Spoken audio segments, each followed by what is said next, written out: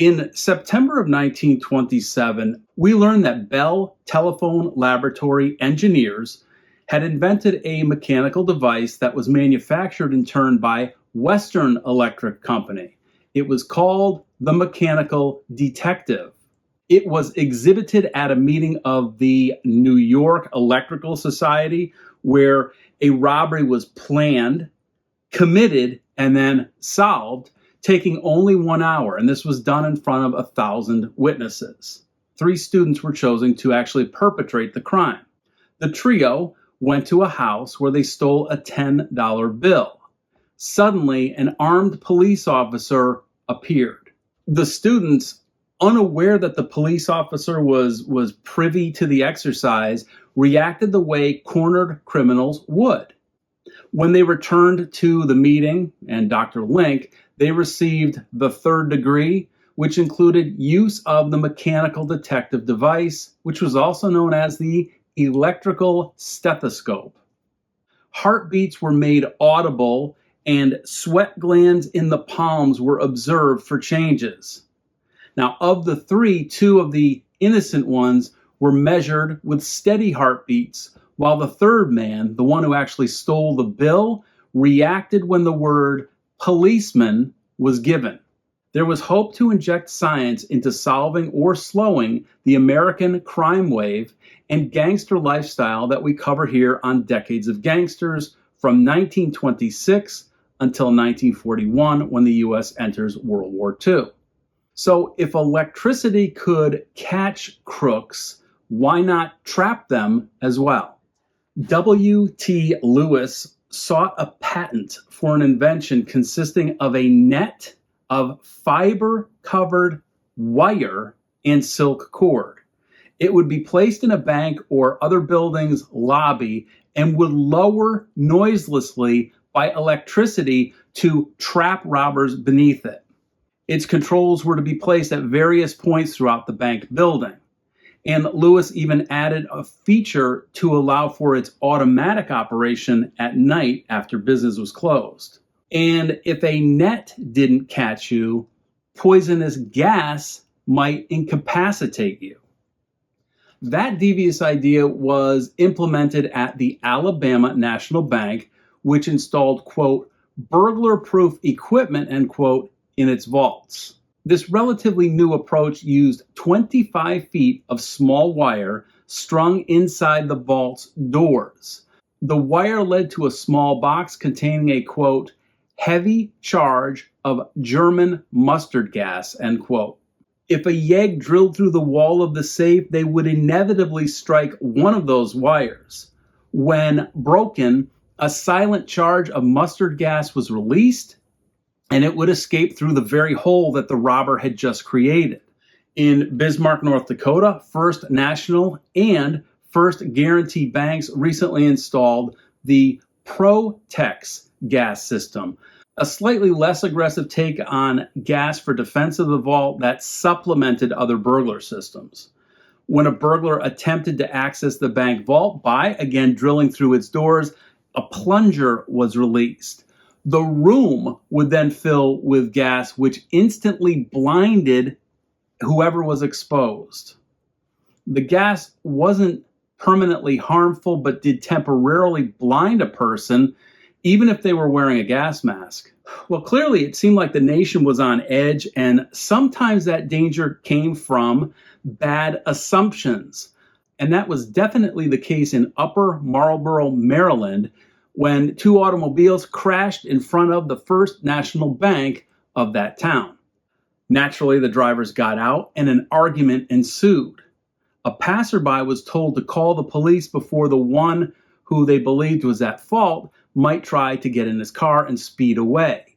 His message to the police, quote, 2 automobiles, First National Bank, smash up, end quote, was interpreted by police to mean the bank was being ransacked. The argument naturally died down and was resolved. Citizens departed, and the police returned to their post after it turned out to be a false alarm and just a 1927 fender bender. Okay. Perhaps if one of the newfangled inventions that we just talked about had been around back on December 8, 1924, bonds valued at approximately $5,000, along with $36,000 of other securities, wouldn't have been stolen. Chicago police had trapped Albert Blair, quote, nationally known confidence man, end quote. He was running with the name the Alabama Kid. The Alabama Kid was also wanted in Chicago for his connection to a $15,000 conspiracy case dating all the way back to 1914. And he was partnered up with a man named Ambrose Cryer, who was, for fun, a haberdasher. Capital State Bank President O.A. Christensen's suspicion was aroused when he was offered, quote, an unusually large commission, end quote, to dispose of some securities. Further research showed him that they were listed as stolen. So Christensen notified police and gave the authorities the addresses of the men who made the offer. Detectives then went and arrested the men at those homes. The bonds turned out to be from numerous robberies from around the country, leading police to believe that Blair was acting essentially as a clearinghouse or a fence. And, not coincidentally, the last of the 4-member gang wanted in Milwaukee, Wisconsin for that Northwestern National Bank heist was arrested by Chicago police. William Dutch Canner, wanted for murdering 2 women and 2 police officers in St. Paul, Minneapolis, Minnesota, was the final piece of that quartet. 50 police officers raided the Lido Inn, a, quote, notorious Chicago cabaret and crime club, end quote. Other, quote, Minneapolis, Chicago gunmen also were rounded up in the raid, end quote, including John B. Davenport. Davenport was acquitted of participating in that Northwestern National Bank heist previously. We mentioned this raid in the previous video related to the James Barrett case, and that included Harry Mason and Thomas Bubblin' Over Smith, both wanted in the Twin Cities for murders, along with a Mike Martin, who was a YEG or safecracker known as St. Louis Mickey. They were some of the others who were hauled in. Now, Canner reputedly drove the getaway car from that December 8th heist with 4 robbers as passengers. One of those passengers, Dave Berman, had recently died in a gunfight in New York. And Matty McNeil, professional poker player who we've covered a couple times previously, was then serving between 3 and 30 years for his role. Lastly, James Baker, also covered in different episodes, was serving a 3 to 8 year sentence in the Waupun Penitentiary for his part in that heist. Not all crime required Tommy guns. John G. Shaw's trial was set for October 6, 1927. However, he decided to enter a guilty plea early. Shaw, then 51, was the former treasurer of the Terre Haute Savings Bank. He was to start serving a 2 to 14 year term in the Indiana State Prison, having been charged with embezzling $15,000. Shaw was arrested at Seattle, Washington, and we touched on his story briefly recently as well. Manville H. Sprague, missing cashier from the closed First National Bank of Grafton, North Dakota, was indicted on 15 counts. He'd been charged with misapplication of bank funds and in, quote, fraudulently aiding the Grafton roller mills, end quote, out of financial difficulties. He disappeared May 7, 1927, and had not been seen since. It looked like in addition to helping out the Grafton Roller Mills Company, that he took about $1,000 for personal use. We've covered the J.F. Wild State Bank numerous times, and we see in September 1927 an investigation into the $270,000 securities heist there had formally been assumed by Marion County, Indiana. At that point, the investigation was trying to determine if any criminal liability was involved. And speaking of stolen bonds, we meet Ralph Vici, 33, who was arrested in Racine, Wisconsin. According to police, Vici tried to cash a $1,000 bond stolen in a holdup of the Kansas City Trust and Banking Company of Kansas City, Missouri.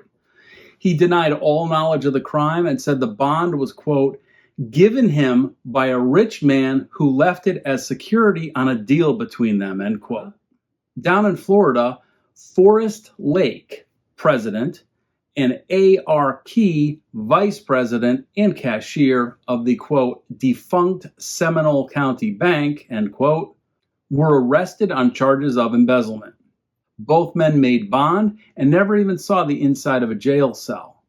Lake's bond was set at $36,000 and Key's at $15,000, and an estimate of the amount embezzled, $300,000. Back to Indiana for more insider white-collar thievery we go. Edward B. Ayers, 82, former president of the defunct Huntington County Bank, and his son, E. Porter Ayers, 50, a former cashier, were arrested by Deputy U.S. Marshal John Vogtland of Fort Wayne, Indiana. Both were released on $7,500 bonds, each pending an appearance on October 1st, 1927. Well, not all white-collar crime ended with the proverbial slap on the wrist. Often guilt or fear got the better of the embezzler. Farmers State Bank at El Dorado, Ohio president and cashier Carl Miller took his own life. State Bank Examiner W.G. Skehan ordered the bank closed upon receipt of information that the Ohio city was investigating affairs of the bank. Miller left a note addressed to his wife, alerting her as to where she could find his body. Then he went to the garage at his home Monday night with a loaded shotgun and took his life. If you can't trust bankers, who can you trust? Perhaps inventors, engineers, and scientists. Paul Burgett at one point was considered a model student while at the Missouri Military Academy in Mexico, Missouri. However, on September 19, 1927, he was sentenced to the Kansas State Penitentiary for robbery. Well, ultimately, he was given a permanent parole by Governor Paulin after a, quote, surgical operation to remove his criminal tendencies, end quote, was performed. From a young model student to an eternal forger we go, and we meet Alfred T. Blease. Blease was 77 and had spent the last 6 years in the federal penitentiary in Atlanta, Georgia for forgery. While federal judge Robert C. Baltzell recently sentenced him to 2 more years back in the same prison. Why? Blease, who hadn't been out very long, was convicted for his 6th time for forgery. In this case, he was forging $10 bills. Blease had been, quote, in and out, end quote, since 1902. Well, he clearly could have benefited from having his criminal tendencies removed. And speaking of habitual forgers, Niles, Michigan was searching for a woman who passed a bad check on a Saturday night in a Niles store. The check was for $15, though the woman only made a $4 purchase. She wrote her supposed address on the check, but when the check was presented to the bank for deposit, it was found to be forged. And A.L. Conklin was supposed to have issued the check for his wife's use. However, no one under the Conklin name had an account with that bank. Police, not surprisingly, were unable to find a woman matching her description at the address given. Taking one's life wasn't just reserved for the banker class, though. For a more raw version, we head to the San Quentin Penitentiary. Mrs. Clara Phillips, known as Tiger Woman, had killed Alberta Gados with a hammer in Los Angeles, California back in 1922, which landed her in San Quentin. She was currently under close guard after an unsuccessful attempt to end her own life by slashing her wrists with a razor blade. Prison officials removed everything that could be used as a weapon after she declared she would try it again at the first opportunity.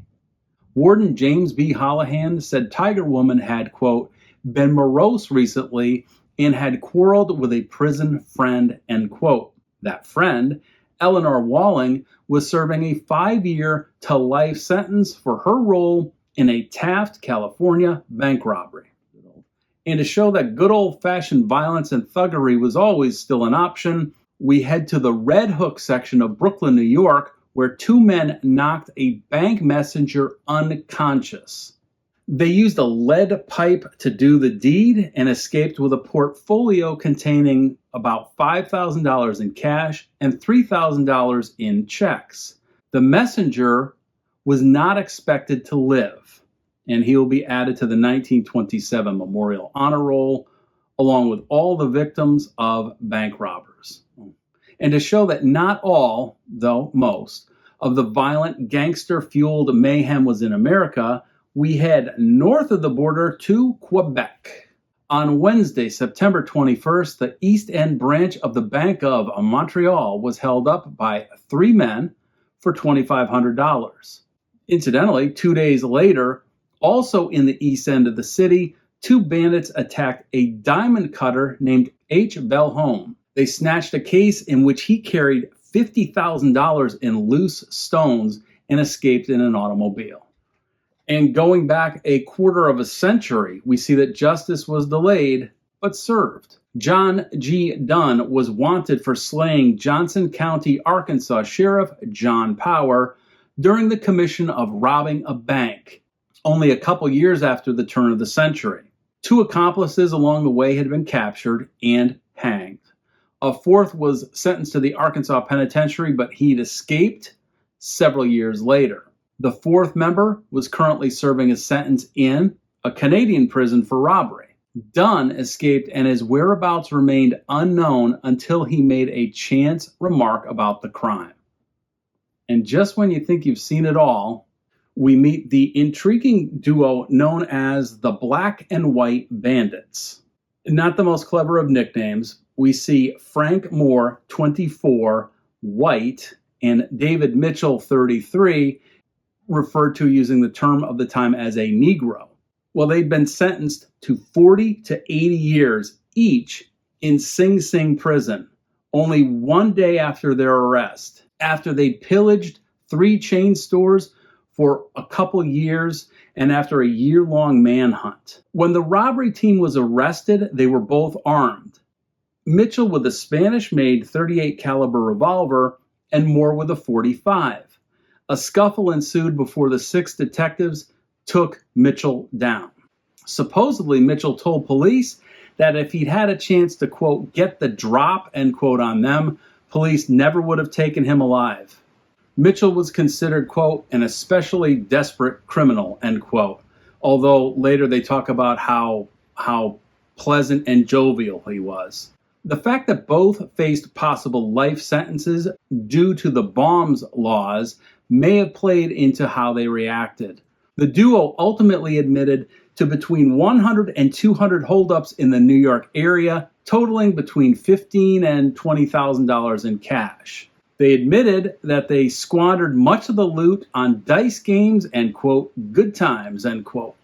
In fact, Mitchell later replied to Inspector Coughlin what he'd done with the money. Rollin' the bones got some, women and liquor too. We had some good times, end quote.